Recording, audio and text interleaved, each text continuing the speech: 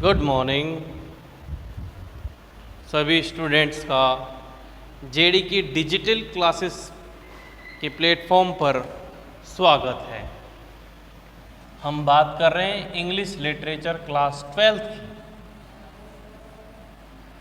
जिसमें हमने human abstract के लास्ट के 2 स्टेंजा को छोड़कर बाकी स्टेंजर्स को पढ़ लिया था। ठीक है बेटा, स्वागत करते हैं हम आपका। इस वीडियो में हम पढ़ रहे हैं human abstract.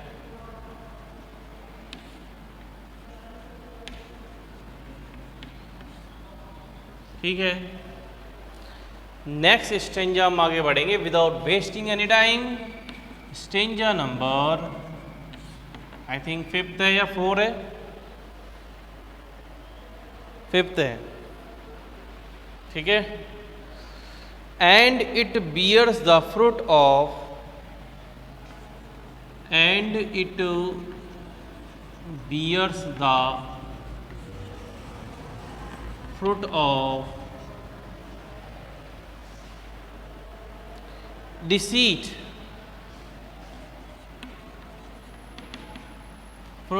deceit, ruddy and sweet, ruddy and sweet, ruddy and sweet to eat,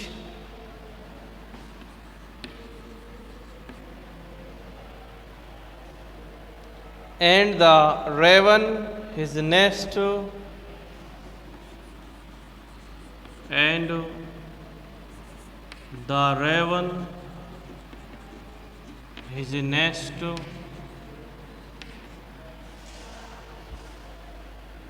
has made.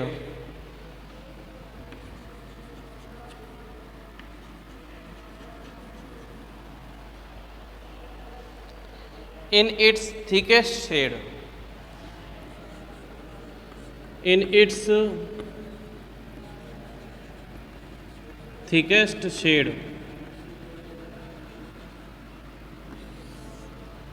समझ रहे हो आप? And it bears the fruit. Bears का मतलब होता है सहन करना। बियर्स का मतलब सहन करना होता है।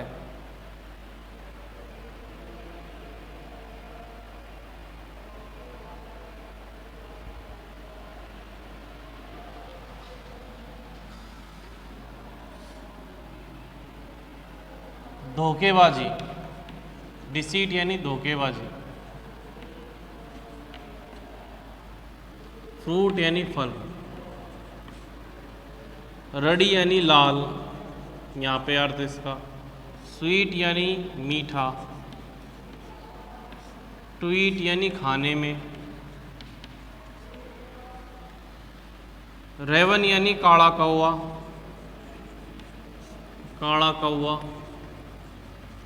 Crow, black crow, symbol of negativeness, नकारात्मकता का प्रतीक है, नेगेटिव एनर्जी का प्रतीक है। उसका घर बन चुका है। इन इट्स थिकेस्ट शेड, गहरी मोटी छाया में। तो यहां पर कवि बात करता है क्रिश्चियन क्रिश्चियन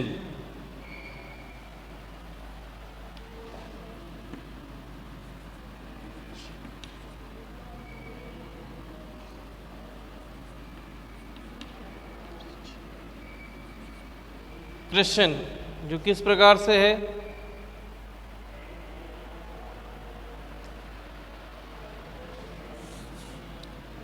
देखिए, मनुष्य जब शॉर्टकट अपनाता है, शॉर्टकट, कुछ अच्छी बातें हैं कि शॉर्टकट का प्रयोग हम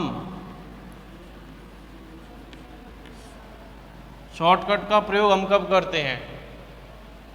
जब हमारे पास समय नहीं होता।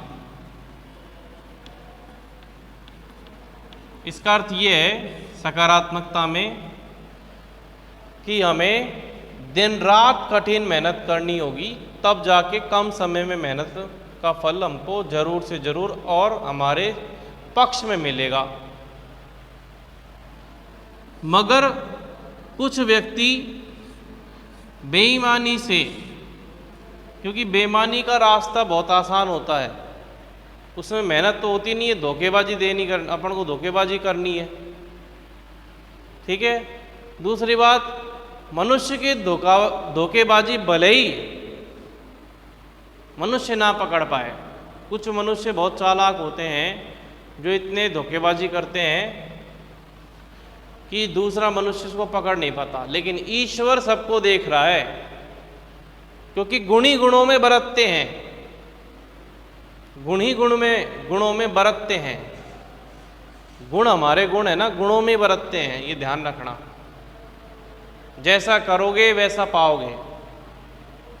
ठीक है। हमें सिर्फ सही और गलत का मतलब समझ में आना चाहिए, उसका हमको ज्ञान होना चाहिए। लेकिन कुछ मनुष्य प्राप्त करते हैं, हासिल करते हैं, सहन करते हैं, ये उनको and it bears the fruit of deceit, तो उनके मन में बड़ी नकारात्मकता है और अवगुण है। अवगुणों की वजह से वे धोखेबाजी का फल जो है उनको प्राप्त होता है। कारण क्या है कि शुरुआत में धोखेबाजी का जो फल है, यानी गलत तरीके से आगे बढ़ना, वो हमको शुरुआत में मीठा और लाल खाने में यानी प्राप्त करने में लगेगा। यदि हम स्टूडेंट्स के आधार मान के बात करें तो यदि हम स्टूडेंट्स को डायरेक्ट पेपर बता दें, कोई टीचर का चहेता टीचर से क्वेश्चन पेपर प्राप्त कर ले और वो बेवकूफ़ टीचर उसको दे भी दे, तो शुरुआत में ये चीज़ कैसी लगी? अच्छी लगी, मीठी लगी, बहुत सुंदर लगी, मेहनत करनी नहीं पड़ी। लेकिन भविष्य में इसका फल धोखेबाजी का होगा। बाद में पता लगेगा कि टीचर ने हमारे साथ धोखा किया था या हमने अपने आप से धोखा किया है। कारण चाहे कुछ भी हो, बात यह है कि जो मेहनत कर रहा है उसको इस प्रकार का पूर्ण ज्ञान होना चाहिए। टीचर को तो अवश्य होना चाहिए कि बच्चों के साथ इस प्रकार से, मतलब एक उदाहरण दे रहा हूँ मैं आपको, लेकिन यहाँ तो आपको पता ही है कोई बच्चा फेल ही नहीं हुआ और सारे के सारे प्रमोट हो गए। ठीक है। अब जो आप अपने आप का अंदाज़ा नहीं लगा सकते, यहाँ पर जो बच्चे प्रमोट हुए उन्होंने धोखेबाजी का फल प्राप्त किया है। अभी नहीं पता लगेगा, वो उनको बाद में पता लगेगा। वो कैसे चल रहे हैं, हम तो 90 हैं, हमारे तो 80 है, हमारे तो 90 95 है। ये शुरुआत में फल उनको अभी तो उनको मीठा लग रहा है। और ये धोखेबाजी और ये जो रेवन है, राक्षस है, काला कौवा है, सिंबल ऑफ नेगेटिवनेस है, नकारात्मक का प्रतीक है। तो इस प्रकार की धोखेबाजी और चालबाजी ने, शॉर्टकट जो अपनाया है लोगों ने, इसने घोंसला बना लिया है मनुष्य के दिमाग में, और ये बड़ा गहरा और गहरी छाया, मोटी छाया में बना है जो दिखाई नहीं देगा। जो हमको अभी कुछ भी मालूम नहीं पड़ रहा, हमको अभी बहुत अच्छा लग रहा है, ठीक है, आगे देखिए।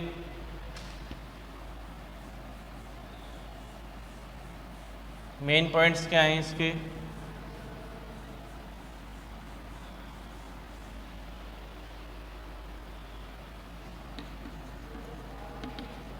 Main points: human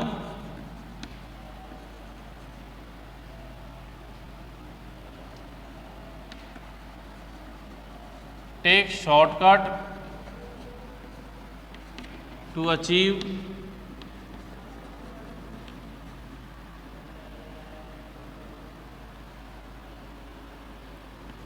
some profit.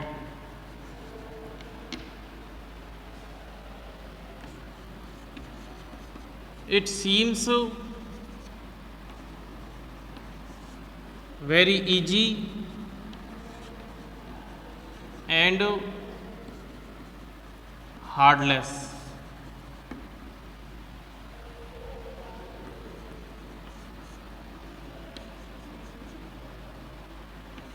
It is a symbol of raven,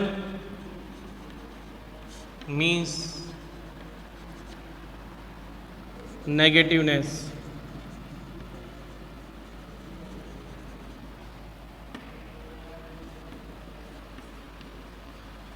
Unwillingly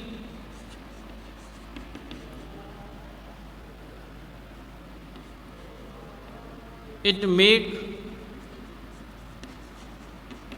its effect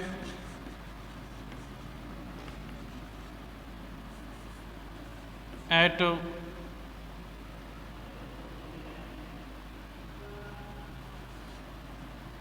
the greatest force. देखिए, woman take shortcut to achieve some profit. मनुष्य शॉर्टकट लेता है लाभ प्राप्त करने के लिए। It seems very easy and hardless. ये कठिनाई रहित और आसान प्रतीत होता है। ये सिंबल है रेवन का, यानी नकारात्मकता का।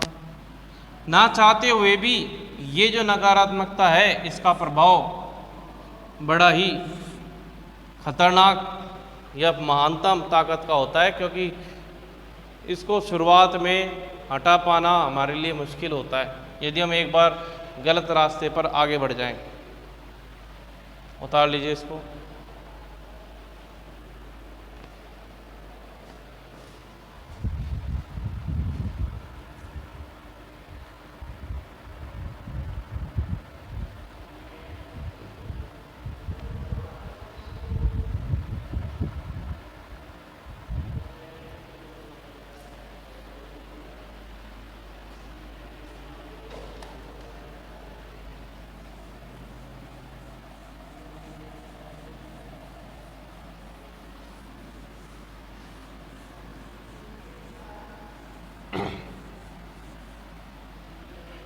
आगे देखिए,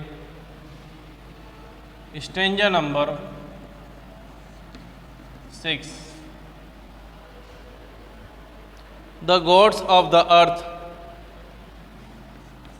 the gods of the earth and C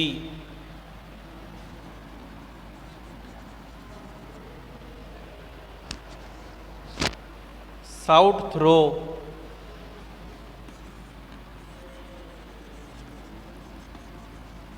throw का मतलब है through.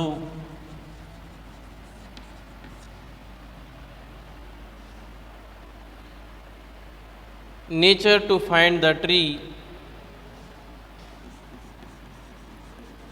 Nature to find the tree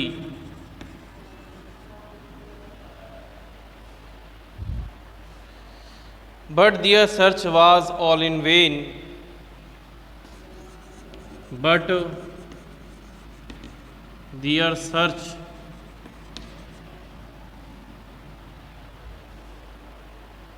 was all in vain.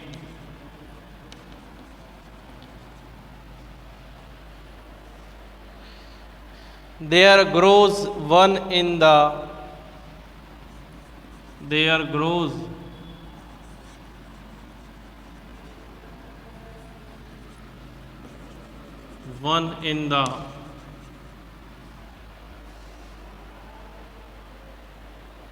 human brain.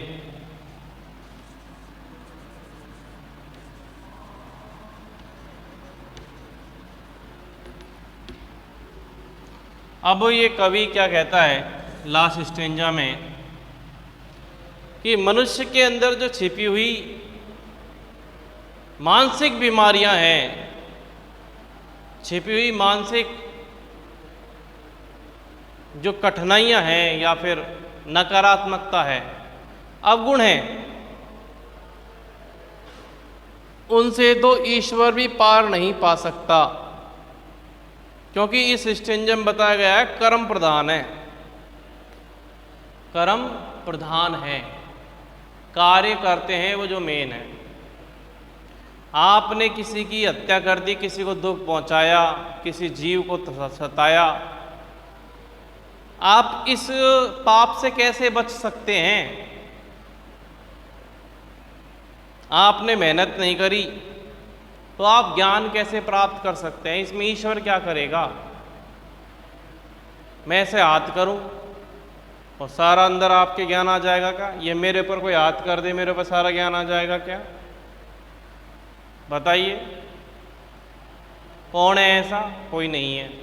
इसलिए कहता है कि जो पृथ्वी और समुद्र के भगवान हैं, ये देवी देवता हैं, पृथ्वी और समुद्र के जो भी देवी देवता हैं, साउट थ्रू पूर्ण खोज करना या संपूर्ण खोज, चारों ओर की संपूर्ण खोज कर ले प्रकृति की, संपूर्ण खोज कर ले प्रकृति की, टू फाइंड द ट्री, पेड़ को ढूंढने के लिए, लेकिन उनकी खोज, search, was all in when, बर्बाद है। इन वेन यानी बर्बाद है,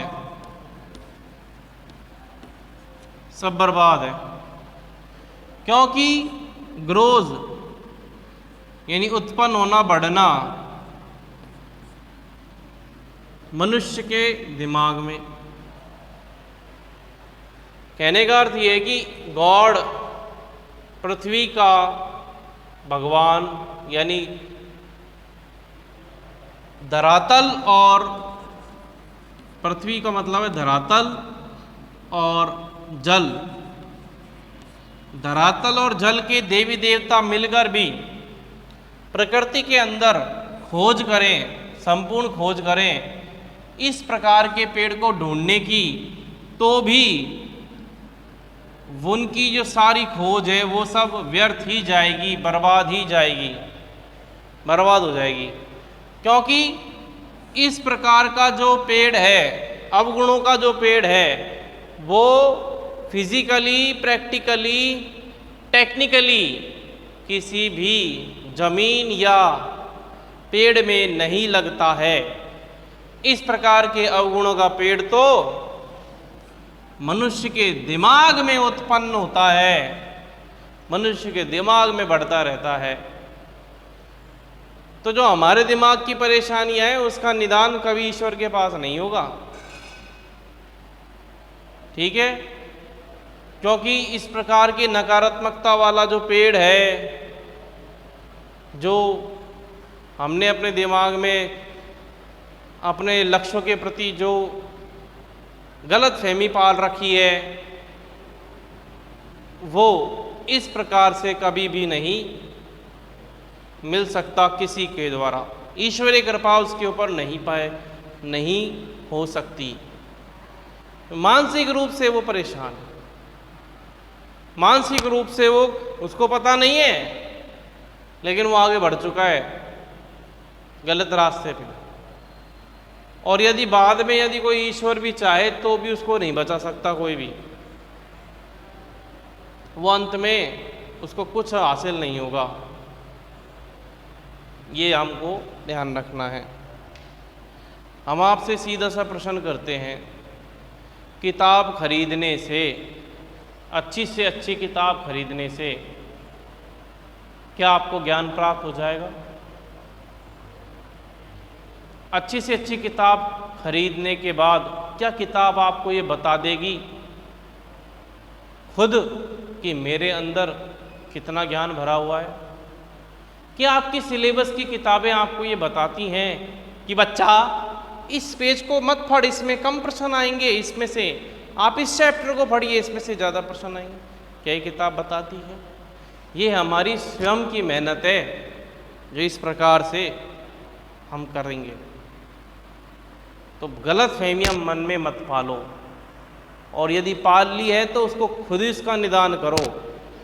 गॉड उसमें कुछ नहीं कर सकता, क्योंकि इस प्रकार की बीमारियाँ फिजिकली नहीं है, प्रैक्टिकली नहीं है, टेक्निकली नहीं है, ये तो हमारे दिमाग की उपज है। और दिमाग की प्रॉब्लम जो होती है हमारे स्वयं के द्वारा ही सही की जाती है, स्वयं के अनुभव से सही की जाती है। ठीक है, तो ये भी इसमें बताया गया है। मेन पॉइंट्स क्या हैं?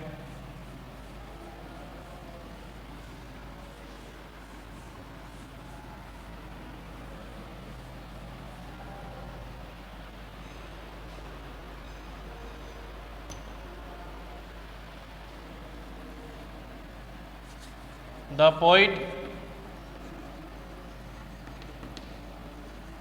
indicates the fact of human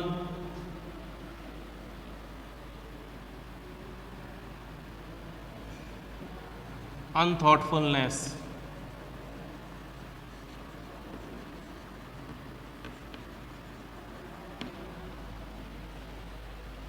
The poet indicates the fact of human unthoughtfulness. It is not possible to someone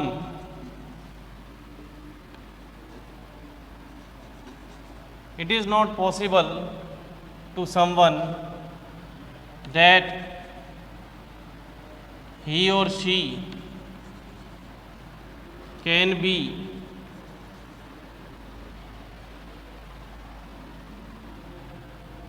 honest by someone, honest by some supernatural power. Supernatural का पावर मतलब यहाँ पे God से है।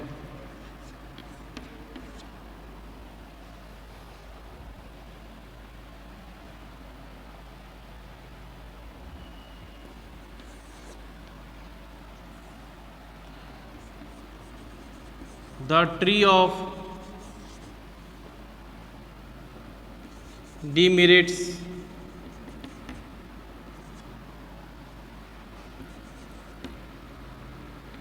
is grown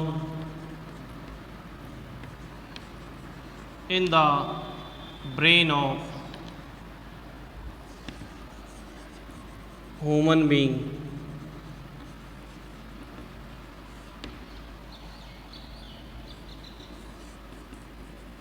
This kind of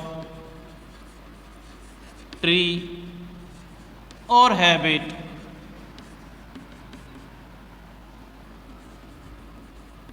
can't be fixed,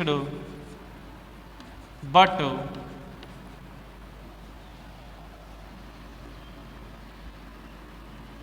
our salvage.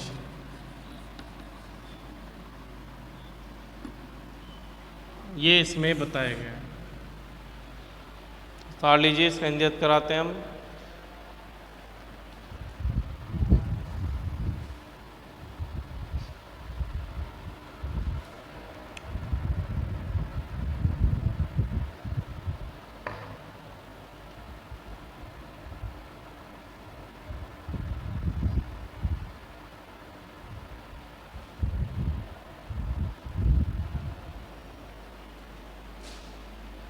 देखिए किस प्रकार से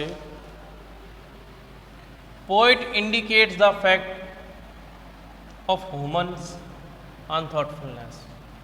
कवि चिन्हित करता है या कवि इस बात को संकेत देता है, इंडिकेट करता है, इंगित करता है कि किस तथ्य मनुष्य के जो अविचारशीलता है उसके तथ्यों पर इंडिकेट करता है। यह संभव नहीं है, इट का मतलब अनथॉटफुलनेस, संभव नहीं है किसी के द्वारा या किसी के लिए। It is not possible to someone that कि ही और शी कैन बी ऑनेस्ट, ईमानदार हो सके बाई सम सुपरनेचुरल पावर, या ईश्वर के द्वारा हम ईमानदार हो सकें। ठीक है। द ट्री ऑफ डिमेरिट्स, अवगुणों का जो पेड़ है वो मनुष्य के दिमाग में उपजता है, ग्रोथ होता है, उसका ग्रोन होता है। इस प्रकार का पेड़, ये आदतें, यह आदत कांट बी फिक्स्ड, सही नहीं की जा सकती, लेकिन यदि की जा सकती है तो हमारे स्वयं के द्वारा, आवर सेल्वेज, हम स्वयं इसको सही कर सकते हैं, दूसरे के द्वारा नहीं। ठीक है। क्योंकि दो चीज़ बताई गई हैं कि फिजिकल प्रॉब्लम जो है वो डॉक्टर के द्वारा सही की जाएगी, और जो मानसिक बीमारियां हैं वो किताबों के माध्यम से सही की जाती हैं। ठीक है। हो सकता है कि आप किसी को अपनी प्रॉब्लम बताएं मानसिक, क्योंकि मानसिक प्रॉब्लम कोई व्यक्ति किसी को बताने में झिझकता है, तो उसका जो सही तरीका है वो किताबों को पढ़ना होता है। बिना पढ़े हमें कुछ भी हासिल नहीं होगा। ये बात आप समझ लो, चाहे वो सिलेबस से हो, चाहे वो नॉन सिलेबस हो, चाहे स्कॉलिस्टिक हो, चाहे नॉन स्कॉलिस्टिक हो। अपने आप को सही दिशा देना ये हमारा स्वयं का कर्तव्य है। एक हद तक माता पिता गुरु की जिम्मेदारी जरूर बनती है, और किसी किसी के लिए बहुत हद तक बनती है, लेकिन अगर हम समझदार हैं, आसपास के माहौल से पूरी तरीके से अवेयर हैं, जागरूक हैं, तो रियलिटी में ये हमारा एक व्यक्तिगत मामला है कि हम स्वयं अपने आप को कैसे संभालें। तो इसी पॉइंट को दोबारा ध्यान में रखते हुए मैं आपको फिर से बता रहा हूँ कि जो कवि ये कहना चाहता है कि पृथ्वी और समुद्र के देवता प्रकृति में से इस वृक्ष को खोज लेते हैं, मान लो, परंतु उनकी खोज व्यर्थ ही रहती है, क्योंकि ये सभी मानव मस्तिष्क की उपज है। अर्थात मनुष्य अपने धार्मिक अनुभवों की रचना द्वारा राहत प्राप्त करना चाहता है, परंतु यह विनाशक तथ्य प्रकृति का भाग नहीं है, विनाश मानव के मस्तिष्क में होता है। ये ध्यान रखो आप, क्योंकि पूरे इस कविता में इसी प्रकार को दर्शाया गया है कि कैसे कवि इन mercy, pity, peace and love को सही समझाता है, और यदि किसी के पास ये गुण से, इन गुणों से रहित कोई मनुष्य है तो उसका किस प्रकार से हाल होता है, ये भी इसमें साफ साफ बताया गया है। ठीक है भाई, तो इसको इरेज कर देते हैं।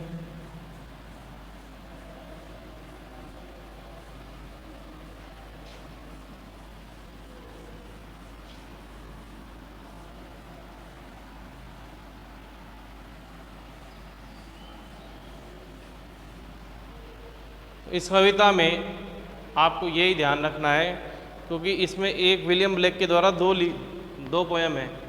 एक तो द